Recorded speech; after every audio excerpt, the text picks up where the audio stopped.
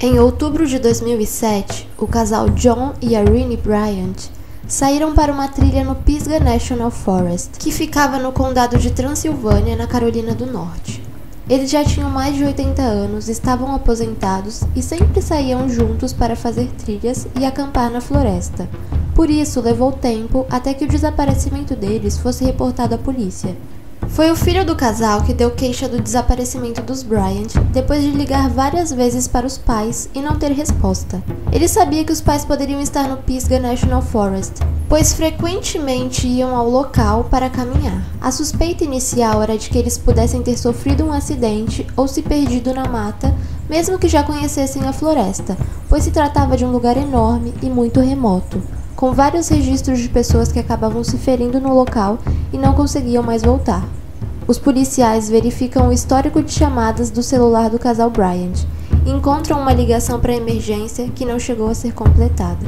A chamada de fato fora feita do Parque Nacional Pisgah, então as buscas se intensificaram por lá. Algum tempo depois, o carro de John e Irene foi encontrado na entrada de uma das trilhas do parque. Alguns quilômetros dali, o corpo de Irene foi achado com sinais de espancamento. E o que eles achavam se tratar de um acidente durante uma trilha passou a ser investigado como assassinato. O primeiro na lista de suspeitos, John Bryant, marido da vítima, que continuava desaparecido. O filho dos Bryant forneceu uma foto de John em que ele usava um casaco laranja, o mesmo casaco que sempre vestia antes de seguir para uma trilha. Os investigadores então começaram a abordar os frequentadores da Floresta Pisgah, em busca de informações que pudessem levá-los ao paradeiro de John.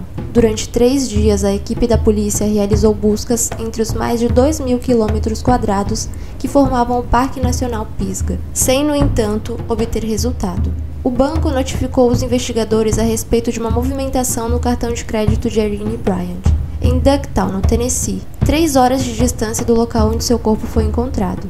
Alguém havia usado um caixa eletrônico para sacar dinheiro. Nas imagens do caixa aparece um homem com o rosto coberto por uma máscara. Ele tentou sacar o dinheiro por 2 vezes e só obteve sucesso na segunda tentativa. Com o rosto escondido, os policiais não conseguiram identificar quem era.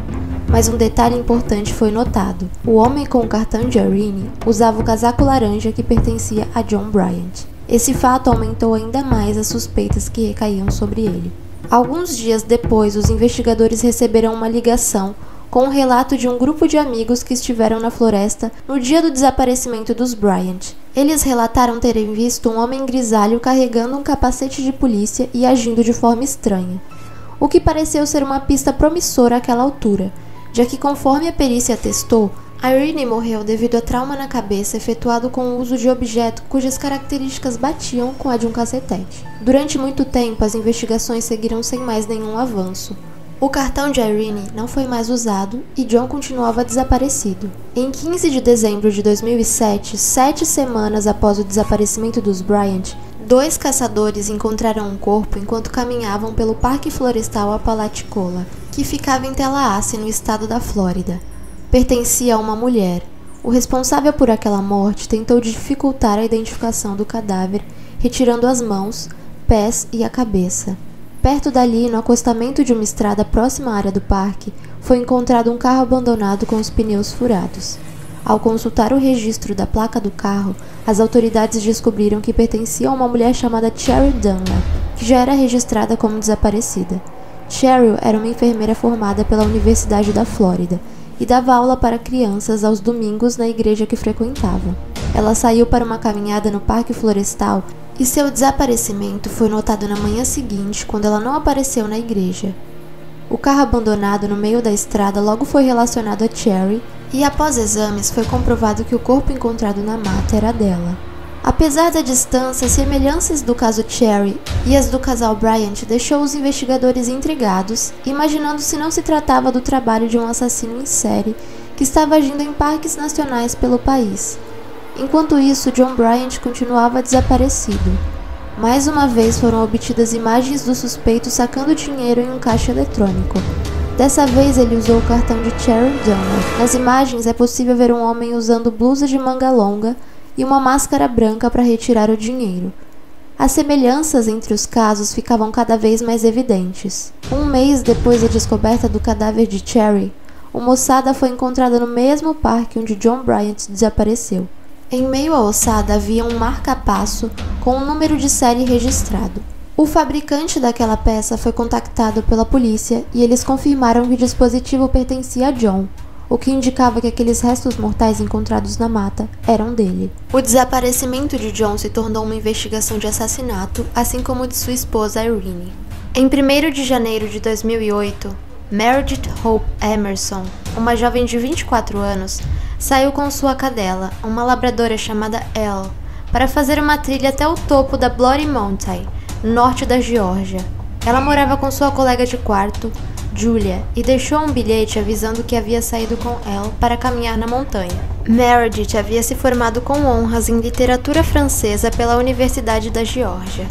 Era faixa preta em artes marciais e amava fazer trilhas. No fim do dia, após notar a demora de Meredith para voltar, sua colega de quarto comunicou seu desaparecimento para a polícia. Buscas começaram quase que imediatamente e algumas pessoas estavam na trilha no dia do desaparecimento e puderam fornecer informações. Foi apurado que Meredith estava sendo acompanhada por um senhor que tentava puxar assunto com ela. Ele também estava com um cachorro e o chamava pelo nome de Dandy.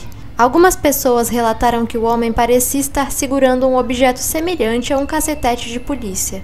Mas o mais assustador foi o fato de que um casal que tirava fotos durante a trilha conseguiu registrar uma imagem em que esta pessoa aparecia ao fundo usando um casaco laranja. Quando essa foto foi divulgada na imprensa, não demorou para que o sujeito fosse reconhecido. John Tabor era um empresário e, após assistir o noticiário, entrou em contato com a polícia da Geórgia, alegando que aquele homem era Gary Michael Hilton, um ex-funcionário dele.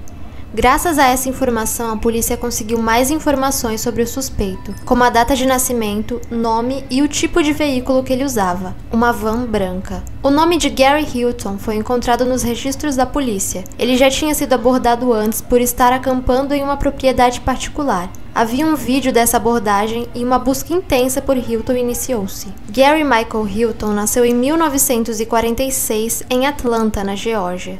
Desde criança apresentava um comportamento errático. Aos 13 anos ele foi levado a um hospital psiquiátrico após atirar no padrasto por ciúme da mãe. Aos 17 anos ele se alistou no exército e serviu na Alemanha Ocidental, mas foi dispensado com honras quando começou a relatar que ouvia vozes e recebeu o diagnóstico de esquizofrenia. Gary se casou 3 vezes e não teve filhos. Ele gostava de sair ao ar livre com seu cachorro Dandy e na época dos crimes era um andarilho, sem residência fixa e que costumava dormir em sua van. A polícia havia recebido uma ligação de uma pessoa que acreditava estar diante de Gary Hilton e sua descrição batia exatamente com a da polícia. Eles então se dirigiram até o local. Quando chegaram lá, Gary estava limpando seu veículo, uma van branca igual à da descrição fornecida por seu antigo empregador. Os policiais ainda acreditavam que Meredith poderia estar viva e que Gary sabia exatamente onde ele estava, mas ao revistarem a van, acharam o casaco laranja de John Bryant, a carteira de habilitação de Meredith Emerson e muito sangue por todo o veículo. Gary foi preso e a van foi levada para ser periciada. Com o fim dos testes, os peritos foram capazes de determinar que o carro estava tomado pelo sangue de Meredith e de Cheryl Dunlap. Gary Hilton não demorou a confessar os crimes, uma vez que os investigadores tinham provas incontestáveis contra ele. Em um interrogatório que durou cerca de 4 horas, Hilton revelou que se tratavam de crimes de oportunidade. Sua intenção era roubar as vítimas e não deixar testemunhas. Ele explicou como passou 4 dias com Meredith sequestrada enquanto tentava sacar dinheiro com seu cartão.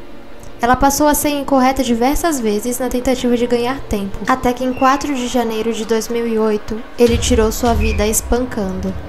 Mas ela fazia artes marciais e lutou bravamente por sua vida até o fim. Gary deixou a cachorrinha de Meredith ir embora e ela foi encontrada a alguns quilômetros dali por uma mulher. Em troca de um acordo com a promotoria que excluiria a possibilidade de pena de morte, Hilton indicou o local onde estava o corpo de Meredith Emerson, e ele então foi condenado à prisão perpétua, com possibilidade de condicional em 30 anos no estado da Geórgia.